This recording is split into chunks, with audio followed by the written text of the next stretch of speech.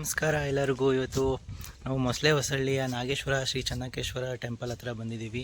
So ಇವತ್ತು ಶಿವರಾತ್ರಿ ಹಬ್ಬ ಆಗಿರೋದ್ರಿಂದ ಹಾಗೆ ಶಿವನ ದರ್ಶನ ಮಾಡ್ಕೊಂಡು ಹೋಗೋಣ ಅಂತ ಬಂದಿದ್ದೀವಿ. ಸೊ ಇಲ್ಲಿಗ ನಾವು ಹಾಸನಿಂದ 20 ಕಿಲೋಮೀಟ್ರ್ ದೂರದಲ್ಲಿರುವಂಥ ನಾಗೇಶ್ವರ ಚೆನ್ನಕೇಶ್ವರ ದೇವಸ್ಥಾನ ಅಲ್ಲಿ ಬಂದಿದ್ದೀವಿ.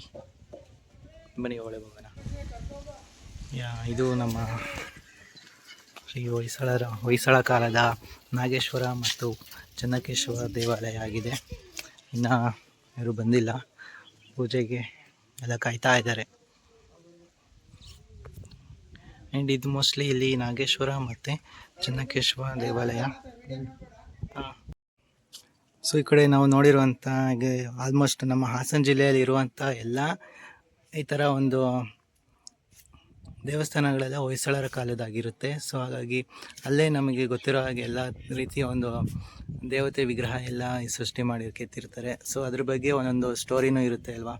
ಹಾಗಾಗಿ ಮತ್ತು ಇದು ಕೂಡ ನಾಗೇಶ್ವರ ಮತ್ತು ಶ್ರೀ ಚೆನ್ನಕೇಶ್ವರ ದೇವಾಲಯ ಅಂತ ಬಂದ್ಬಿಟ್ಟು ಬರ್ತಾ ಇದ್ದೀನಿ.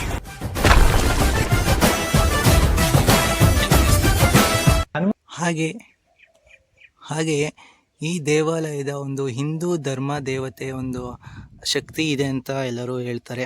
ಸೊ ಹಾಗಾಗಿ ಇದು ಒಂದು ಅದ್ಭುತವಾಗಿರುವಂಥ ಒಂದು ಶಕ್ತಿಯ ದೇವಾಲಯ ಅಂತಲೂ ಹೇಳ್ಬೋದು. ಆಲ್ಮೋಸ್ಟ್ ನಮ್ಮ ಹಿಂದೂ ದೇವಸ್ಥಾನಗಳಲ್ಲೆಲ್ಲ ಕೂಡ ಒಂದು ಅದರದ್ದೇ ಆದ ಒಂದು ಧರ್ಮ ನಂಬಿಕೆ ಅಂತ ಇರುತ್ತೆ. ಸೊ ಅದರ ಮುಖಾಂತರ ನಮ್ಮ ಹಿಂದೂ ಜನಗಳು ಮತ್ತು ಇಲ್ಲಿರುವಂಥ ಸುತ್ತಮುತ್ತ ಜನಗಳು ಅಷ್ಟೇ ಈ ದೇವರು ಮತ್ತು ದೇವಿ ಮತ್ತು ದೇವಸ್ಥಾನದಲ್ಲಿ ಅಷ್ಟು ನಂಬಿಕೆ ಇಟ್ಟಿರ್ತಾರೆ. ಸೊ ನೀವು ಇಲ್ಲಿ ನೋಡ್ತಾ ಇದ್ದೀರಲ್ಲ, ಗೋಪುರದ ಮೇಲ್ಗಡೆ ಎಷ್ಟು ಅದ್ಭುತವಾಗಿ ಕೆತ್ತನೆ ಮಾಡಿದ್ದಾರೆ ಅಂತ. ಹೀಗೆ ಅಲ್ಲಿ ಹಲವಾರು ರೀತಿ ಒಂದು ವಿಗ್ರಹಗಳನ್ನು ಕೆತ್ತನೆ ಮಾಡಿದ್ದಾರೆ. ಹಾಗೆ ದೇವರು ಮತ್ತು ನಾಟಕ ಮಾಡುವಂಥ ಒಂದು ನೃತ್ಯಗಾರ್ತಿ ಅವರೆಲ್ಲದೂ ಒಂದು ಚಿತ್ರಣವನ್ನು ಇಲ್ಲಿ ಚಿತ್ರಿಸಿದ್ದಾರೆ.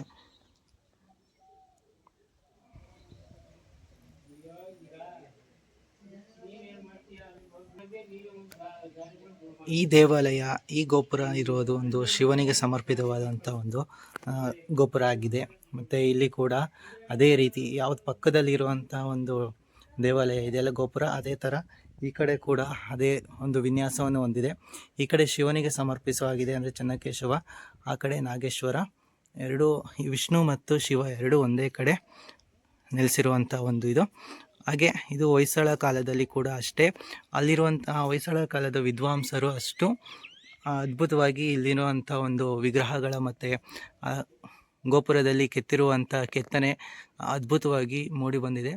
ಅದೇ ರೀತಿ ಅಲ್ಲಿ ಗೋಪುರ ಅಂದರೆ ಒಳಗಡೆ ಹೋದರೆ, ದೇವಸ್ಥಾನಗಳ ಒಳಗಡೆ ಗರ್ಭಗುಡಿ ಹತ್ರ ಹೋದರೆ ಅದ್ಭುತವಾಗಿರುವಂಥ ಕಲಾಕೃತಿ ಮತ್ತು ವಿಗ್ರಹಗಳು ಅಷ್ಟು ಅದ್ಭುತವಾಗಿದೆ. ಆದರೆ ಅವರು ಒಂದು ನಮಗೆ ಎಕ್ಸ್ಪ್ಲೇನ್ ಮಾಡಿದ್ರು ಗೈಡು. ಅವ್ರು ಹೇಳಿರೋವಂಥ ಪ್ರಕಾರ ನಾವು ಹೋದರೆ ನಿಜವಾಗ್ಲೂ ಸೈಂಟಿಫಿಕ್ ಆಗಿ ಕೂಡ ಹಾಗೂ ಐತಿಹಾಸಿಕವಾಗಿ ಸೈಂಟಿಫಿಕ್ ಅಂದರೆ ವಿಜ್ಞಾನಕ್ಕೂ ಕೂಡ ಸೇರಿರುವಂಥ ಒಂದು ವಾಸ್ತುಶಿಲ್ಪ ಶೈಲಿ ಅಷ್ಟು ಹೊಯ್ಸಳರ ಕಾಲದಲ್ಲಿ ನಡೆದಿರುವಂಥದ್ದು.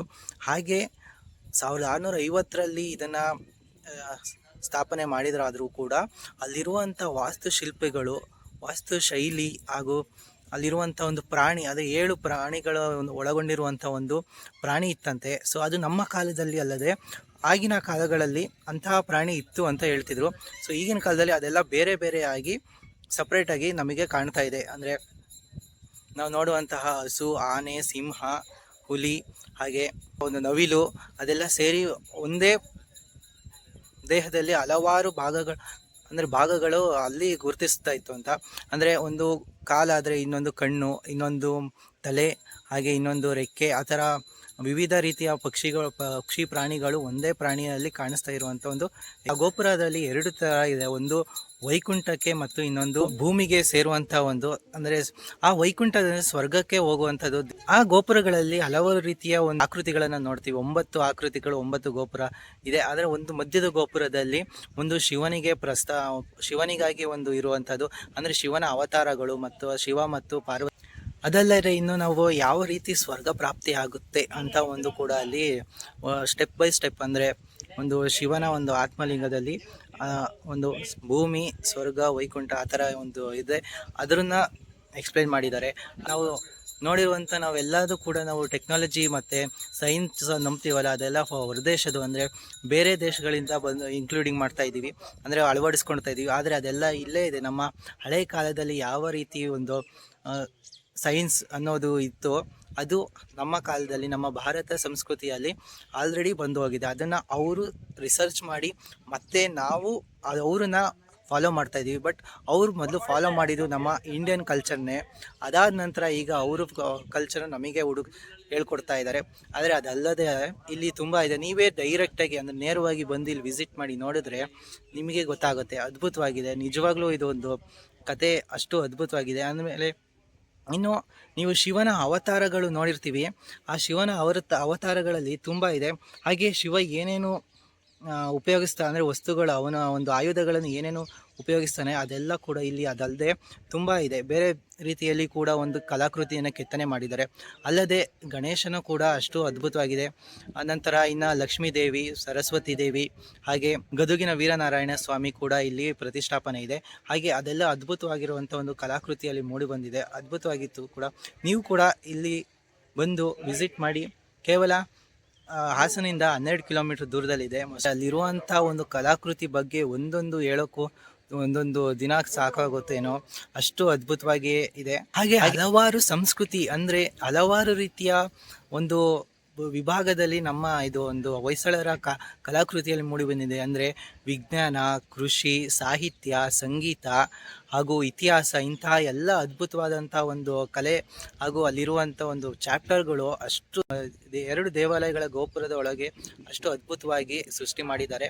ಹಾಗೆ ಒಂದು ವೀಣೆ ಅಂತ ಅಂದರೆ ಒಂದು ಸರಸ್ವತಿ ದೇವಿ ಹಾಗೆ ಪಾರ್ವತಿ ದೇವಿ ಅವರ ಒಂದು ವೇಷಭೂಷಣ ಅಂತ ನೋಡ್ತಾ ಇದ್ರೆ ಕೆತ್ತನೆ ಮಾಡಿರ್ತಾರಲ್ಲ, ಅದ್ರದ್ದು ಇಂಚಿಂಚು ನೋಡ್ತಾ ಇದ್ರೆ ತುಂಬ ಡೀಪಾಗಿ ಅಬ್ಸರ್ವ್ ಮಾಡಿದ್ರೆ ಅಷ್ಟು ಅದ್ಭುತವಾಗಿ ಕೆತ್ತಿರ್ತಾರೆ.